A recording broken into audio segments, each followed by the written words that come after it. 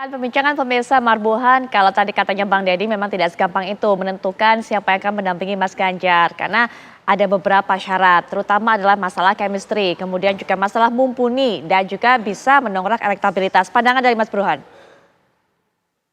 Ya, memang sangat kompleks ya dalam menghitung cawapres yang paling ideal. Dan sayangnya memang tidak ada yang ideal. Tapi bukan berarti tidak ada yang dominan. Saya ingin menanggapi Bung Emrus ya. Jadi meskipun ada plus minus, saya tidak mengatakan dari nama yang muncul itu tidak ada yang dominan menurut survei.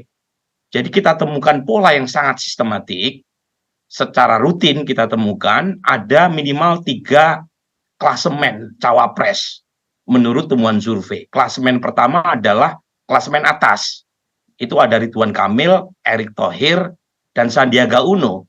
Itu yang konsisten menempati peringkat top 3 di kisaran tergantung simulasinya antara 11 sampai 17%. Nah, klasemen yang kedua itu papan tengah. Di situ ada Gibran, kemudian ada AHY, termasuk juga ada Mahfud MD dan Hovifah. Itu kisarannya antara 5 sampai 9%. Nah, yang terakhir adalah papan klasemen bawah. Nah, termasuk Pak Andika, kemudian Muhaimin Iskandar, Erlangga Hartarto, dan lain sebagainya.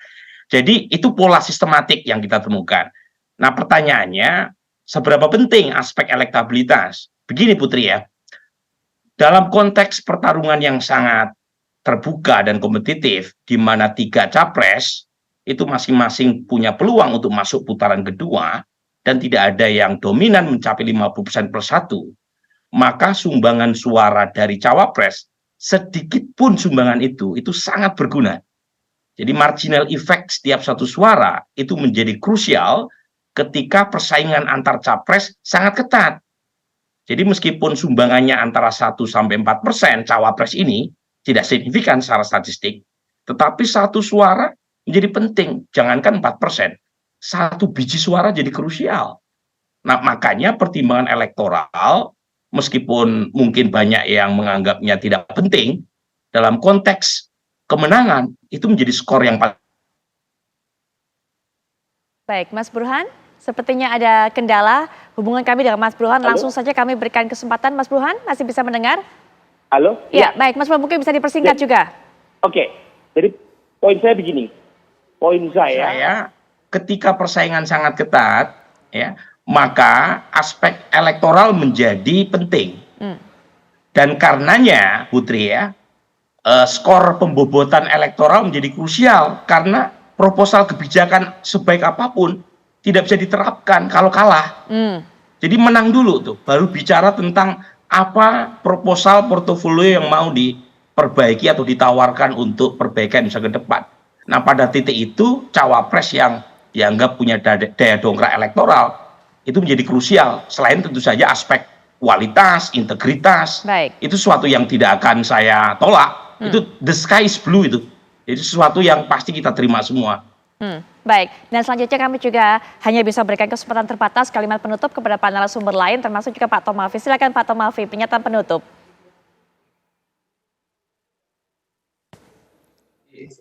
P3 posisi dalam penentuan cawapres Pak Ganjar akan mengikuti tahapan pembahasan, tahapan pengambilan keputusan ini dengan baik ya. Jadi tentu para pakar dan juga para analis sudah menyampaikan banyak hal tentang posisi Mas Sandi, dan kami akan terus memperjuangkan Mas Sandi untuk bisa menjadi pilihan yang terbaik dari para ketua umum partai pengusung Pak Ganjar untuk bisa menjadi cawapres.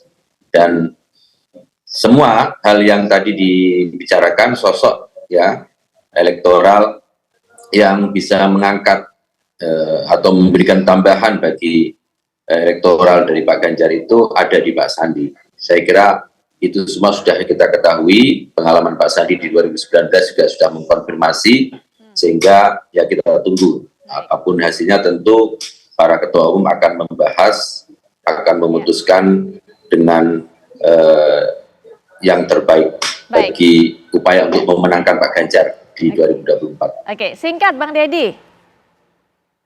Ya, saya kira kita bersabar saja. Nanti tentu para ketua-ketua umum, Mas Ganjar, bahkan mungkin Pak Jokowi juga akan mendalami dan memberikan pandangannya masing-masing sehingga tercapai kesepakatan.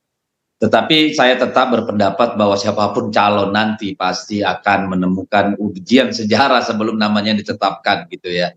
Pasti akan ada tanda-tanda siapa nanti ya. Kita sabar menunggu lah Mbak, jangan desak-desak karena ini persoalan yang sangat krusial buat kita gitu. Baik, baik Bang Deddy. Bang Emrus juga singkat penutup. Baik, saya kira kenapa tidak diwacanakan ya kemungkinan koalisi antara Gerindra atau Prabowo dengan Ganjar Pranowo. Saya kira ini suatu hal yang penting kita bicarakan. Kenapa? Saya melihat program pembangunannya sama, melanjutkan katakanlah pembangunan di dua Pak Joko Widodo. Saya kira kalau mereka sama, berarti kenapa harus berbeda dan bertarung. Untuk itulah saya pikir partai politik ini saya menawarkan supaya dibuka ruang kemungkinan wacana bahwa calon presidennya Ganjar Pranowo dan wakil presidennya adalah Prabowo sebagai suatu tawaran. Demikian. Baik, menarik sekali. Bang Emrus terima kasih, Bang Deddy juga terima kasih, Pak Tomafi terima kasih, Mas Buhono juga terima kasih sudah memberikan pandangannya dalam perbincangan ini.